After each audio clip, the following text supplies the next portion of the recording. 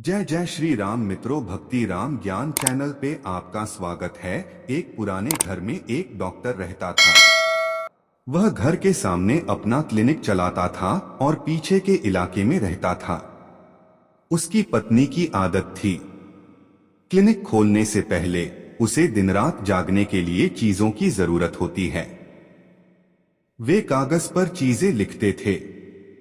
Doctor कुर्सी पर बैठकर पहले भगवान का नाम लेते थे और फिर कागज खोलते थे। उनकी पत्नी ने जापानी नाम लिखे हैं।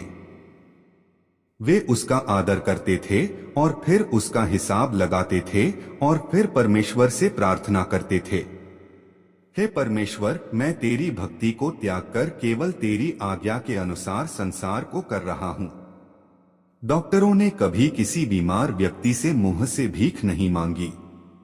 कोई जो दे रहा था वह कोई नहीं दे रहा था।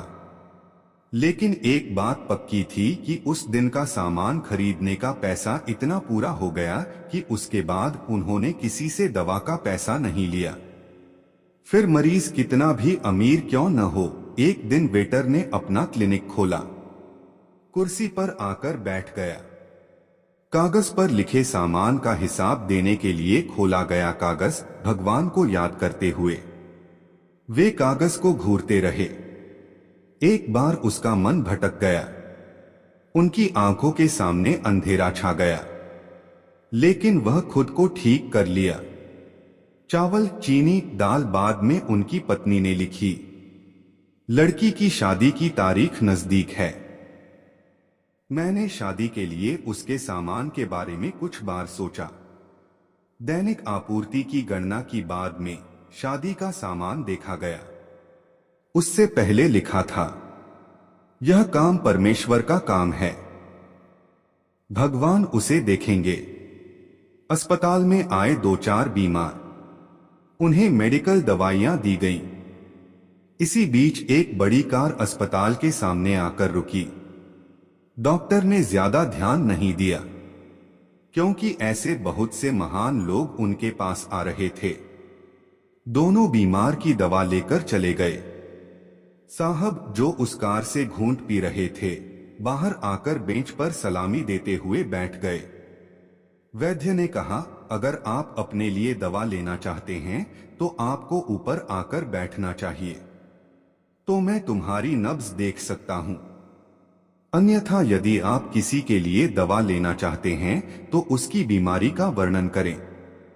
उन्होंने कहा कि सर डॉक्टर, आपने मुझे नहीं पहचाना। मेरा नाम हरि राम है। लेकिन तुम मुझे कैसे जानते हो? क्योंकि मैं 16 साल बाद आपके अस्पताल आया हूं। पहली मुलाकात के बारे में बताएं, फिर आपको सब कुछ याद रखना होगा। जब मैं पहली बार यहाँ आया था तो मैंने अपने लिए बात नहीं की थी, लेकिन भगवान ने मुझे आपके करीब ला दिया, क्योंकि परमेश्वर ने मुझ पर कितना अनुग्रह किया था और मैं अपने हृदय को प्रभावित करना चाहता था। उस समय मैं अपनी गाड़ी से अपने पिता के घर जा रहा था। उस समय आपके अस्पताल के सामने हमारी कार पंचर हो गई और पंचर निकालने के लिए कार का पहिया डाई पर ले लिया। मैंने देखा, भीड़ भरा दिन था। मैं गाड़ी के पास खड़ा था। वह मेरे पास आया और अस्पताल की ओर इशारा किया और कहा कि आओ और कुर्सी पर बैठो। मैं कुर्सी पर आकर बैठ गया। ड्राइवर को आने में थोड़ा अधिक समय लगा। एक छोटी बच्ची आपकी टेबल के पास खड़ी थी और तुमला जैसी कह रही थी, चलो पिताजी, मुझे भूख लगी है। वह उससे कह रहा था कि बेटा थोड़ा और आगे चलते हैं। मैं तुम्हारे पास बैठा था। मुझे लगा कि तुम मेरी वजह से बाहर खाना खाने नहीं जा सकते। मुझे कुछ दवा खरीदने की जरूरत है। मैंने तुमसे कहा था कि बोझ मत समझो कि मैं यहाँ बैठा हूँ। मैं पिछले 5 साल से विदेश में अपना काम कर रहा हूँ। विदेश जाने से पहले मेरी शादी हो चुकी थी, लेकिन फिर भी बच्चों की खुशी से वंचित। उन्होंने यहाँ भी इलाज किया और विदेशियों का भी इलाज किया। लेकिन भाग्य के पास निराशा के अलावा देखने को कुछ नहीं है। तब तुमने कहा, हे परमेश्वर, तुझसे नाराज न हो, उसके घर में किसी चीज की कमी नहीं है। घर भूमि धन धन सुख दुख सब उसके हाथ में है।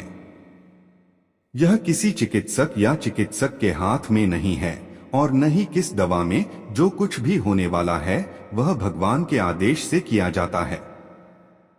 बच्चा बनना है तो वो देगा। मुझे याद है कि आप एक ही समय में बात कर रहे थे और पुड्डे बांध रहे थे। सभी राज्यों में आप 2 सप्ताह में विभाजित कर रहे थे और अलग अलग तरीकों से आगे और पीछे जा रहे थे और फिर मुझसे एक आगे पूछ रहे थे और एक और रिपीट ने मेरी पत्नी का नाम लिया और मुझे बताया कि दवा कैसे लेनी है। उस समय मैंने वह दवा ली क्योंकि मैं तुम्हें कुछ पैसे देना चाहता था। लेकिन दवा लेने के बाद जब मैंने आपसे पैसे मांगे तो आपने कहा, ठीक है। मैं तुम्हें धक्का दे रहा था और तुम्हें भुगतान कर रहा था। फिर तुमने कहा, आज खाता बंद है। मैंने कहा, मुझे समझ नहीं आ रहा कि आप किस बारे में बात कर रहे हैं। इसी बीच वह एक आदमी आया। उसने उसकी चर्चा सुनी और मुझे बताया, खाता बंद। इसका मतलब यह है कि भगवान ने उन्हें उतना ही दिया है जितना चिकित्सक ने आज भगवान से घर का खर्च मांगा था। ज्यादा चार्ज नहीं करता। मैं यह सुनकर हैरान और थोड़ा शर्मिंदा था, लेकिन मेरे विचार कितने कम हैं और इस सीधी फिल्म का अंत कितना शानदार है। जब मैंने घर जाकर अपनी पत्नी को दवा दी और पूरी सच्चाई बताई तो यह कोई साधारण व्यक्ति नहीं है जो उसके मुंह से निकला हो कोई खुदा है और उसने दिया है। वे अपनी इच्छाओं को पूरा करेंगे। आज मेरे घर में 2 बच्चे हैं। हम दोनों पति पत्नी हर बार आपके लिए पार्टनर। इतने दिनों तक काम से समय नहीं मिला कि आपके करीब रहकर धन्य महसूस किया। इतने सालों के बाद कि मैं 2 शब्द कह सकता हूं, मैं आज अपने देश में वापस आ गया हूं और मेरी कार आपके अस्पताल के सामने रोक दी गई है। वैद्य, मेरा पूरा परिवार विदेश में बैठा है। मेरी एक बहन ही यहां अपनी बेटी के साथ रहती है। मेरी भतीजी की शादी इस महीने की 25 तारीख को होगी। क्या मुझे नहीं पता, लेकिन जब मैं अपनी भतीजी की शादी के लिए कोई सामान खरीद रहा था तब भी आपकी छोटी लड़की मेरी आंखों के सामने आ रही थी और बीरबल को हर सामान खरीद रही थी। मैं तुम्हारे विचारों को जानता था। शायद आप उन सामानों को खरीदने में सक्षम नहीं होंगे। मैंने सोचा, मेरे कई भाई बहनों के साथ यह चेहरे जैसा ही दिखता है। वह मेरी भतीजी भी है। मुझे लगा कि भगवान ने मुझे मेरे इस हिस्से की भी जिम्मेदारी दी है। डॉक्टर आश्चर्य से देख रहा था और धीमी आवाज में बोला, हरि राम ने कहा, तुम समझ नहीं पाए हो कि तुम क्या कह रहे हो या भगवान का लिखा क्या है। यह पेपर देखो जो तुमने मेरी पत्नी द्वारा लिखा था। डॉक्टर ने पेपर खोलकर शरीर को दिया। वहां मौजूद सभी लोग यह देखकर हैरान रह गए कि शादी की रस्म सामने है। परमेश्वर इस कार्य को देखेगा। कर्कश स्वर में वैद्य ने कहा, हरिलाल, विश्वास सत्य है। आज तक ऐसा कभी नहीं हुआ कि भगवान ने अपनी पत्नी द्वारा कागज पर लिखी गई जरूरतों को उसी दिन पूरा न किया हो। मन करता है सुनूं तेरी बात। भगवान जानता था कि मेरी पत्नी किस दिन क्या लिखने वाली है, नहीं तो इतने दिन से सामान खरीदना शुरू नहीं करते। भगवान, आप महान हैं। तुम दयावान हो। आप अपना रूप कैसे दिखाते हैं यह देखकर आश्चर्य होता है। दोस्तों, अगर आपको कहानी पसंद है, यदि आप शीर्ष पर नए हैं तो कृपया आपकी सदस्यता लें। कहानी सुनने और पढ़ने के लिए धन्यवाद।